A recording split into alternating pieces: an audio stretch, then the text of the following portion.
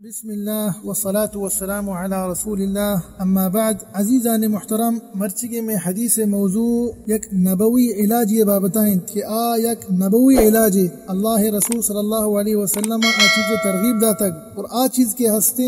الحب السوداء یا گشگبی وشنتی الشونیز یا نہ وشنتی کلونجی انچو کے صحیح بخاری حدیث اللہ رسول صلی اللہ علیہ وسلم ارشاد فرمائنی فی الحبۃ السوداء شفاء من کل داء الا السام اللہ رسول صلی اللہ علیہ وسلم ای جو سیائیں دانا کے ہستے شے شونیز گشک بھی او کلونچی شے گشک بھی اسے متعلق اللہ رسول صلی اللہ علیہ وسلم ارشاد فرمائنی کہ ای ہر یک بیماری کے ہستے ای دنیا تہا ای آئی واسطہ ایک شفا ہے، لیکن اشیا چی پیماما استعمال بکنے، اشیا چنچو مقدار استعمال بکنے، اشیا بہتر و شتر ڈاکٹر و حکیم زانا اللہ تی آثارن تہا اتکر آتے اشان کے 5 دانک بیزی لاتے اشی 7 دانک بیزی آئی مثال طور پر بچو پو پتہ بینگا شکا مثال طور پر لاتے اشی شنگو آپ گما بوار لاتے اشی زمزم آپ گما بوار لاتے اشان بینک گما بوار برحال اشانہ بہتر و شتر حکیم و ڈاکٹر زانا، لیکن پیغمبر صلی اللہ علیہ وسلم گوشتا دنیا تہا ہر چوڑی بیماری ہستے اے سیائیں